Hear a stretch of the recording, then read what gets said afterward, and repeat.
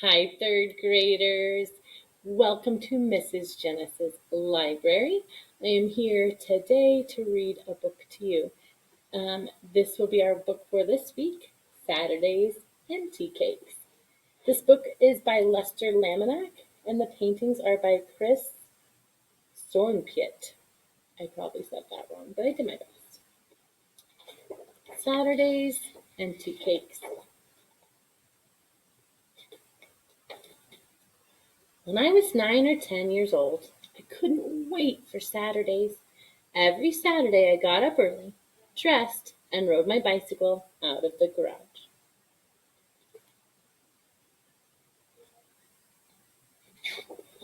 Every Saturday I coasted down a long, steep drive, slowing only enough to make the turn onto Thompson Street, then left onto Bell's Mill Road, pedal, pedal, pedal past Mrs. Cofield's house, pedal, pedal, pedal around the horse pasture and up the hill past the cemetery where my grandfather was buried.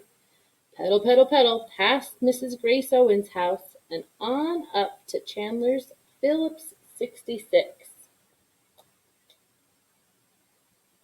The paintings in this book are amazing. Every Saturday, I coasted over by the black hose by the gas pumps just to make the bell ring. Then I dropped my kickstand and checked the air in my tires. I stopped at Chandler's for another reason, too. That's where I crossed the highway that ran right through the center of our town. My mother always said, "You stop and you look both ways when you get to Chandler's. I don't care if the light is green. I'll hear about it if you don't." I knew she would, too. In our little town, everyone knew everyone about and everything about everybody, and told everything to anyone who would listen, so I always looked both ways. Pedal, pedal, pedal across Ross Street, then left for a slow coast down behind the bank of Heflin, where I turned right onto Bedwell and whoosh, zoomed downhill as fast as I dared. Pedal, pedal, pedal up the next hill and left onto Almond Street. It was a long stretch to Mr. White's. I always stopped, though, to catch my breath in the shade of the old oak tree. One more small hill, pedal, pedal, pedal, and then a right onto Gaither Street. Now I could see my grandmother's drive. 1, 2, 3, 4 driveways and one last turn to the left. This was where my tires gave up their humming on the pavement and began the crunching of gravel. Just before reaching Mama's back porch, I slammed on my brakes, sending a shower of tiny pebbles into her flowers. Every Saturday, Mama was there, sitting on her old metal glider. Crack, crack, crack, sipping a cup of red diamond coffee and waiting. She was waiting for me. No one else. Just me. Are you excited when your grandma's ever waiting for you, or grandfather, or someone special? Every Saturday morning, Mama called out, "Come on into this house. Let's have us a bite to eat."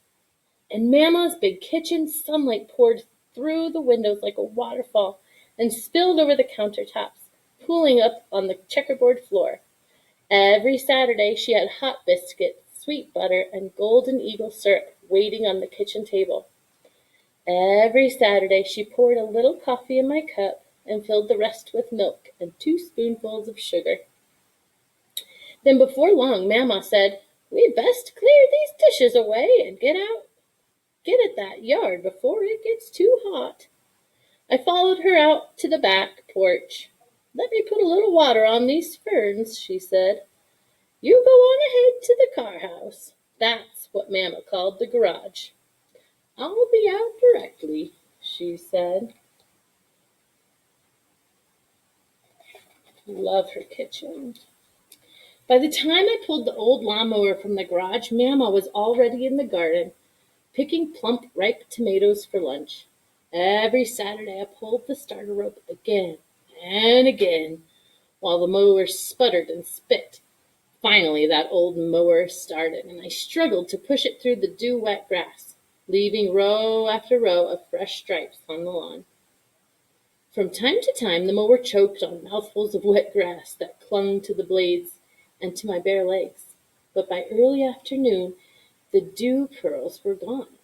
The grass was mowed and dry, and I was soaked with sweat. Every Saturday I pushed the mower back into the garage, trudged to the back porch, and flopped onto that old glider. Creak, crack, creak, crack.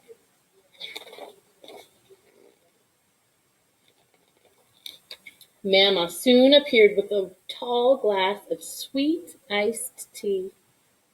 "You just cool off and rest a spell. I'm going to make us a bite to eat." Before long she came back with 2 big tomato sandwiches on hamburger buns. Every Saturday I gobbled mine down like a hungry dog, but she nibbled at hers like a bird. "Now them's some good tomatoes," she said. "I know how you like a good tomato sandwich. Don't they taste a whole heap better when you've just picked 'em?" We sat there a while, listening to the calls of blue jays and the rhythm of that old glider, when Mama looked at me sort of sideways and said, "I reckon I know a boy who'd like something sweet to eat." And I grinned. "Yes, ma'am, I reckon you do."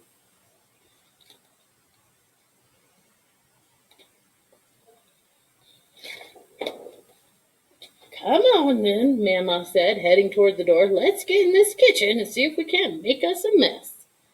Every Saturday she spread a cloth over the red countertop and scattered a fistful of flour across it, sending a cloud into the air. Then she set out a big bowl.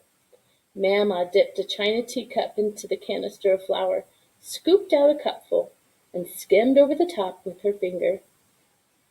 Then she dumped the flour into the bowl and added sugar from her black cookie jar. She let the mixture drift through her hands like I sifted sand at the beach. When it felt right, Mama said, "Look in the Frigidaire," that's what she called her refrigerator, "and find me 2 sticks of bluebonnet." Do you know what she's getting? 2 sticks of bluebonnet? What would be in sticks in the fridge? I pulled open the refrigerator and got out the margarine. I unwrapped the sticks and dropped them into the bowl. It's kind of like butter. I mixed and mashed and mixed and mashed until the ingredients disappeared into a paste. It was smooth and pale yellow and smelled like fresh cotton candy at the county fair. Mama pinched off a little to taste. "I expect we need a bit more sugar in this." She sprinkled sugar until the dough tasted just the way she thought it ought to. "Now get me 3 eggs," she said. I tapped the first egg too hard, making it splatter onto the counter and down the outside of the bowl. "I reckon we can call that half an egg," Mama said. "Here, let me show you how to do it. Just tap 'em easy like, and pull the shell apart over the bowl, like this. Now you do the next one." And he is working so hard to crack his egg. It takes a lot of practice. I bet Mama's had some practice. It was hard work blending those eggs into the mix with a long wooden spoon. Mama pinched another taste. "My goodness, buddy, we didn't put no vanilla in here. Reach up in that cabinet and get me down the bottle of vanilla flavor." When the dough tasted just right, Mama rolled it out on the flour-dusted cloth. Then I cut out the tea cakes with the rim of an old tin can. We carefully lifted the circles onto a cookie sheet and put them in the oven to bake. 375 degrees for 15 minutes. Those 15 minutes seemed to last forever. "Are they ready, Mama?" "Oh, not yet, buddy." "Are they ready now, Mama?" "Not yet, buddy. Let's give them a bit longer." "Are they ready, Mama?" "I reckon they might be." She opened the oven door, and then the kitchen filled with a smell sweeter than summer gardenias. The smell of tea cakes. Can you smell it? Every Saturday I reached for one still steaming on the baking sheet.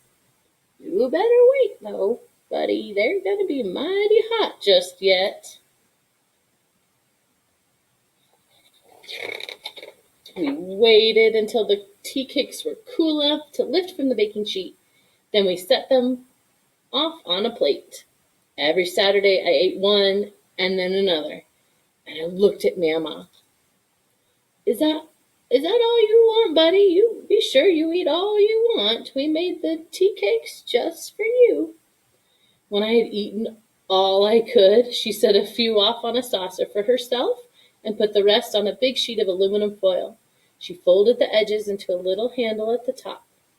Now you put these out there in your bicycle basket so you won't forget 'em. Oh, taking fresh baked goods home from Grandma's house is the best. Every Saturday, I pedaled over the gravel again and out Mama's drive. I glanced back over my shoulder. Every Saturday, Mama was there, sitting on her old metal glider and waving. She was waving to me. No one else, just me.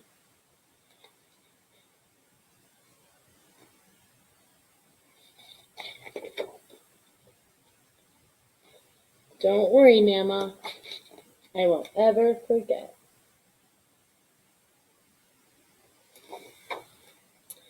I hope you enjoyed listening to Saturday and Tea Cakes with me. I will see you again soon, friends.